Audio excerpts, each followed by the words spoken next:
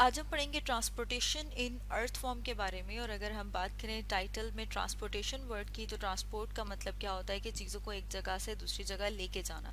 तो हम देखेंगे अर्थ फॉर्म जैसे आप यहाँ पर डायग्राम में देख रहे हैं कि अर्थ फॉर्म की डायग्राम है कि अर्थ फॉर्म में ट्रांसपोर्टेशन किस तरह से होती है। जैसे कि हम जानते हैं कि जो ट्रांसपोर्टेशन है उसके लिए ख़ास सिस्टम है, किसके ज़रिए से होती है, सर्कुलेटरी सिस्टम की मदद से होती है। बॉडी में जहाँ बहुत सारे सिस्टम्स होते हैं उनमें से एक सिस्टम है जो कि ट्रांसपोर्ट करता है, उस सिस्टम को सर्कुलेटरी सिस्टम कहा जाता है। सर्कुलेटरी सिस्टम जिसमें हम फर्दर कहते हैं ब्लड और ब्लड वेसल्स आती हैं।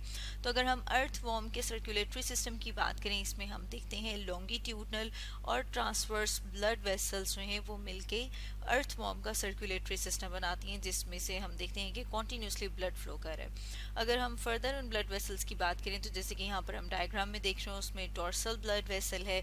इसी तरह से हम देख रहे हैं ये वाली जो ब्लड वेसल है वेंट्रल ब्लड वेसल, और इस यहाँ पर क्या मौजूद है, हार्ट, जिन्हें कि लेटरल हार्ट्स कहा जाता है। अब अगर हम वन बाय वन इन्हें डिस्कस करें, तो सबसे पहले हम बात कर लेते हैं डोर्सल वेसल की। तो जैसे कि यहाँ पर हम डायग्राम में देख रहे हैं कि ये जो ऊपर हमें नज़र आ रही है ये वाली ब्लैक कलर की, ये कौन सी है, ये डोर्सल वेसल। और अगर डोर्सल वेसल की लेंथ की बात करें तो हम देखते हैं कि ये इंटायर जितनी बॉडी की लेंथ है उसके साथ साथ प्रेजेंट है, जैसे कि यहाँ पर हम डायग्राम में देख रहे हैं। इसके साथ साथ अगर हम देखें इसके लोकेशन की बात करें, तो हम देख रहे हैं कि ये जो येलो कलर में नज़र आ रही है ये इसकी एलिमेंट्री कैनाल।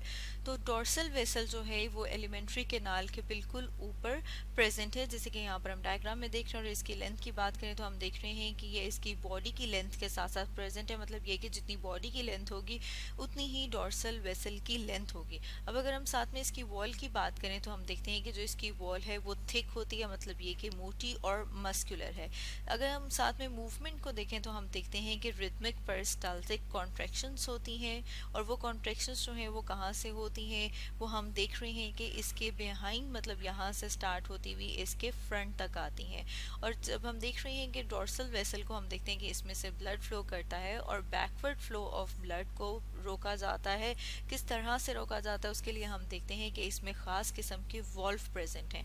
अब वो जो वॉल्व प्रेजेंट हैं, उन वॉल्व की अगर लोकेशन की बात करें कि कहाँ पर प्रेजेंट है, तो हम देखते हैं कि यहाँ पर हम देख रहे हैं क्या है, सेप्टा।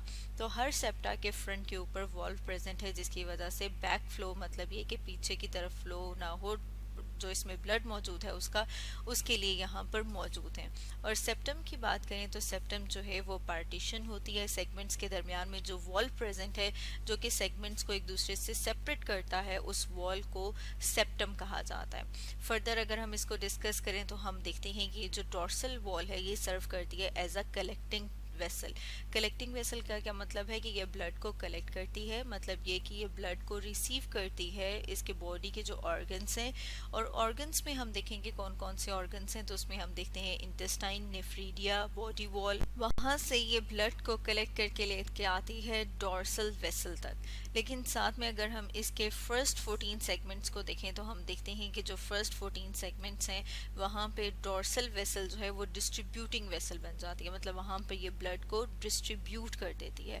और डिस्ट्रीब्यूट कहाँ पर करिए, ये ब्लड को सेंड करती है हार्ट ऑफ पेयर। और अगर हार्ट्स की बात करें कि कितने होते हैं, तो वो हम देखते हैं स्पीशी के ऊपर डिपेंड करते हैं, और वो 4 भी हो सकते हैं, 5 भी हो सकते हैं। तो जैसे यहाँ पर हम डायग्राम में देख रहे हैं कि यहाँ पर कितने पेयर हैं हार्ट के, तो अगर हम काउंट करें तो 1 2 3 और 4 पेयर्स हैं, जिसमें से हम देख रहे हैं ये वाले जो है लेटरल हार्ट्स और ये वाले जो है लेटरल ओसोफेगल हार्ट है। इसके अलावा हम देख रहे हैं ये जो नंबरिंग है ये शो करी है उन सेगमेंट्स को।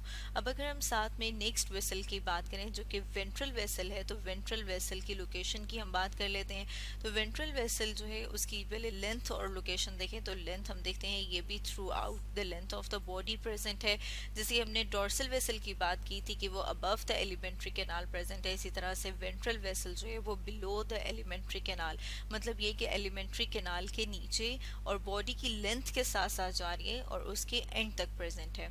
अब इसके अगर हम देखें तो ये डिस्ट्रीब्यूटिंग वेसल है, मतलब ये कि ये ब्लड को डिस्ट्रीब्यूट कर रही है।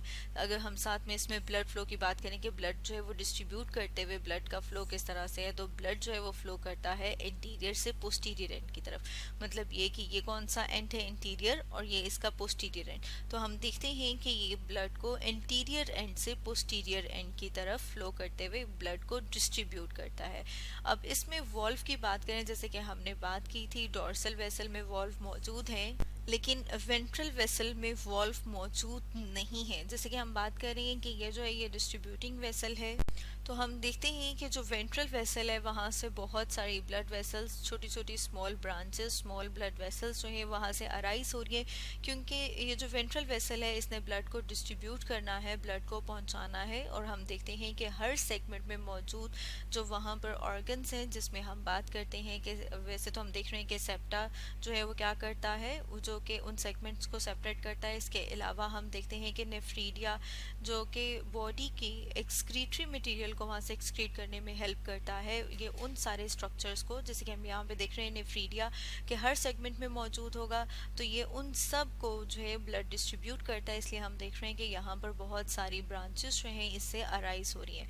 अब अगर हम फर्दर एक और ब्लड वेसल की बात करें तो हम देखते हैं सब न्यूरल वेसल। जैसे कि यहाँ पर हम देख रहे हैं सब न्यूरल वेसल।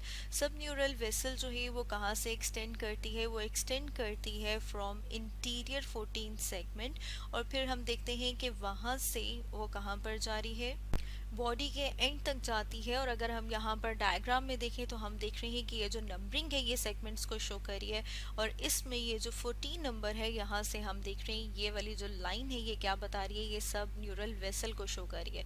तो हम देख रहे हैं कि यहाँ से जो है वो सब न्यूरल वेसल जो है वो अराइज हो रही है, जो बॉडी की लेंथ के साथ साथ जाती है। अब इसमें अगर हम डायरेक्शन ऑफ फ्लो की बात करें तो वो हम देखते हैं कि वो इंटीरियर से पोस्टीरियर साइड की तरफ जाता है, और हम साथ में ये देखते हैं कि ये क्या है, ये भी मेनली कलेक्टिंग डक्ट है। कलेक्टिंग डक्ट का क्या मतलब है कि ये ब्लड को कलेक्ट करती है। तो अगर हम बात करेंगे ब्लड को कहाँ से कलेक्ट करती है, तो उसमें हम देखते हैं कि ये कलेक्ट करती है नर्व कॉर्ड और वेंट्रल रीजन से। अब जब ये नर्व कॉर्ड और वेंट्रल रीजन से ब्लड को कलेक्ट करती है तो उसके लिए इसके पास जो ब्रांचेस अराइज हुई हैं, अगर उनकी बात करें तो हम देखते हैं कि पेयर ऑफ सिलेंडर ब्रांचेस जो हैं वो हर सेगमेंट में प्रेजेंट हैं, जिसकी मदद से ये नर्व कॉर्ड और वेंट्रल रीजन से ब्लड कलेक्ट करके कहाँ पर लेके आते हैं, सब न्यूरल वेसल में। और सब न्यूरल वेसल से फर्दर जैसे कि हमने बात की थी, डॉर्सल वेसल जो है वो क्या करती है, वो कलेक्टिंग डक्ट है, मेनली वो ब्लड कलेक्ट करती है।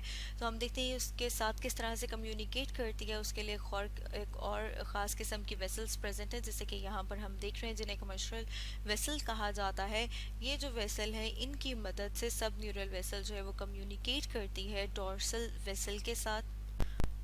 तो स्टूडेंट्स आज हमने डिस्कस किया ट्रांसपोर्टेशन इन अर्थ फॉर्म में डॉर्सल वेसल, वेंट्रल वेसल और सब न्यूरल वेसल के बारे में, और इसकी जो बाकी वेसल्स हैं वो हम अपनी नेक्स्ट वीडियो में डिस्कस करेंगे। तो आज हमने डिस्कस किया ट्रांसपोर्टेशन इन अर्थ फॉर्म के बारे में।